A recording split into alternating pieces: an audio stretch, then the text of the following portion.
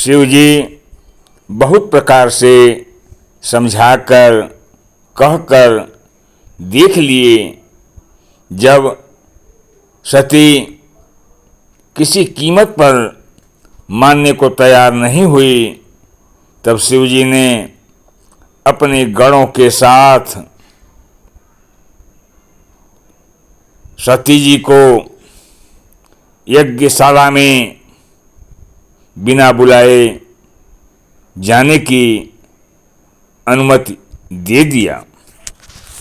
सती जी जब पिताजी के यज्ञशाला में पहुंचती हैं तो वहाँ पर उनका कोई सम्मान नहीं करता, कोई कुशल नहीं पूछता। इतना ही नहीं, दक्ष प्रजापति स्वयं कोई हालचाल नहीं पूछते और इस प्रकार से देख रहे हैं जैसे वो सती को जानते ही नहीं। तब सती घबरा करके यज्ञशाला में घूमने लगी और घूम करके शिव जी के स्थान को देखने लगी कि आखिर शिव जी का स्थान कहाँ बनाया गया है। अंत में सती ने पूरा निरीक्षण करने के बाद यह पाया कि बाबा भोलेनाथ का उस यज्ञशाला में कोई जगह नहीं था। यह देख करके सती को बड़ी पीड़ा हुई और उस पीड़ा को सती सहन और बर्दाश्त करने के लिए तैयार नहीं थी। तब चित चढ़ेऊ जो शंकर कहऊ, प्रभु अपमानुष मुझे उर दहऊ, पाथिल दुखो न हृदय यस व्यापा, जस यह भय मा हाँ परितापा। तब सती को शिव जी ने जो कहा था वह समझ में आया। स्वामी का अपमान समझकर सती का हृदय जल उठा। पिछला दुख उनके हृदय में उतना नहीं व्यापा था जितना महान दुख इस समय हुआ। यद्यपि जग दारुण दुख नाना, सबते कठिन जाते अवमाना, समझी सुसती भयऊ अति क्रोधा, बहुविद्युन जननी कीन्ह प्रबोधा। यद्यप जगत में अनेक प्रकार के दारुण दुख हैं, तथा जाति अपमान सबसे बढ़कर कठिन है, यह समझकर सती जी को बड़ा क्रोध हो आया। माता ने उन्हें बहुत प्रकार से समझाया बुझाया, लेकिन सती जी किसी बात को मानने के लिए तैयार नहीं हुई। शिव अपमानुन जाई सही, हृदय न होई प्रबोध, सकल सभई हटकी तब बोले बचन सक्रोध। परंतु उनसे शिव जी का अपमान सहा नहीं गया। इससे उनके हृदय में कुछ भी प्रबोध नहीं हुआ। तब वे सारी सभा को हठपूर्वक डांटकर क्रोध भरी वचन बोली। सुनहु सभासद सकल मुनिंदा, कह सुन जिन शंकर निंदा, सो फल तुरत लहब सब काहो, भली भांति पछताव पिता हो।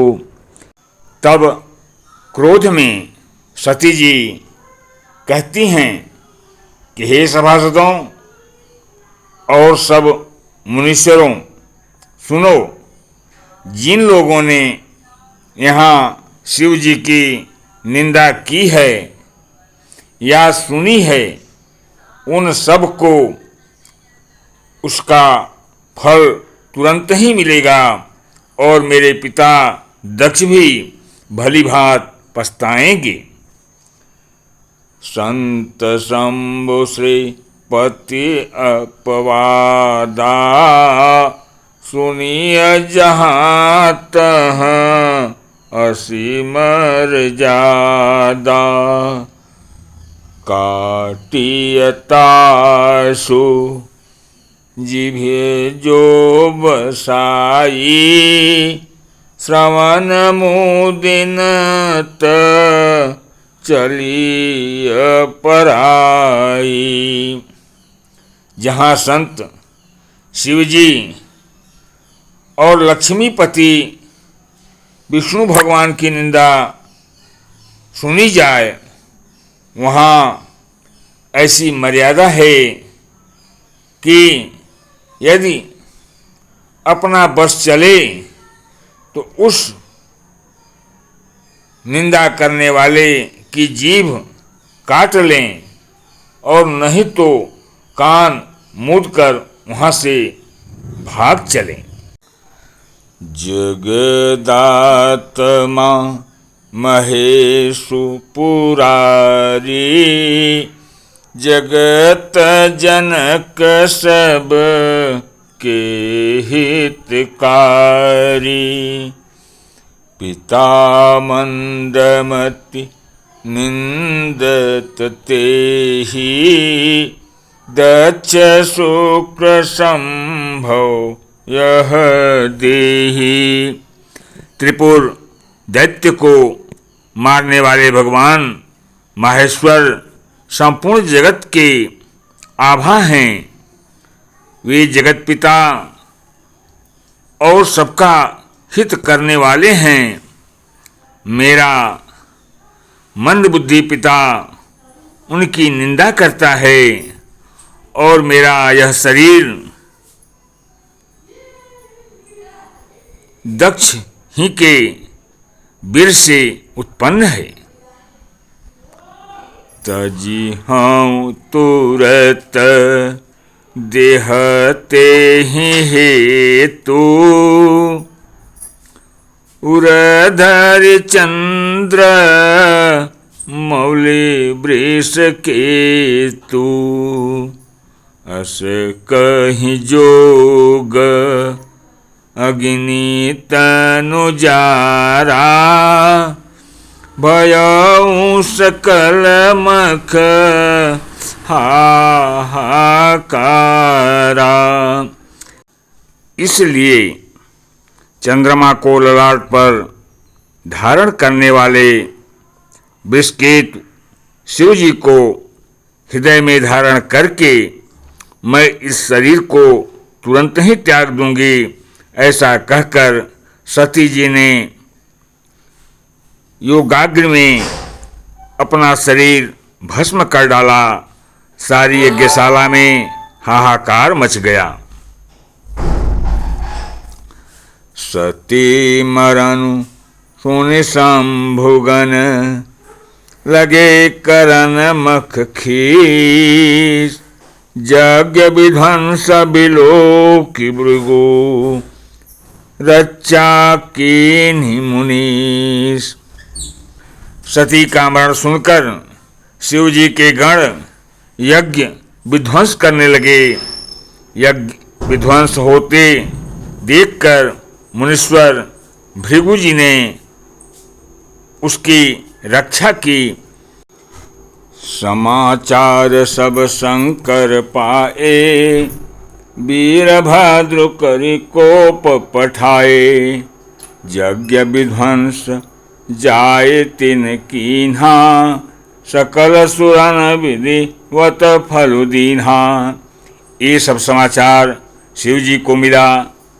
तब उन्होंने क्रोध करके वीरभद्र को भेजा।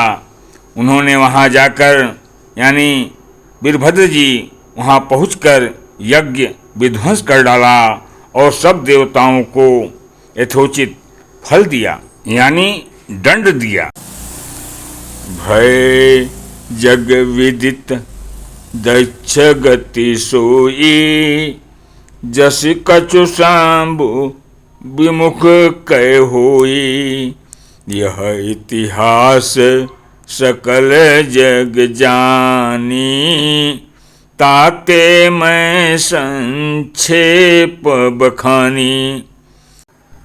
दक्ष प्रजापति की जगत प्रसिद्ध वही गति हुई जो शिव द्रोही की हुआ करती है। यह इतिहास सारा संसार जानता है, इसलिए संक्षेप में वर्णन किया गया है। सती मरत हरि सन बरु मांगा, जन्म जन्म शिव पद अनुरागा।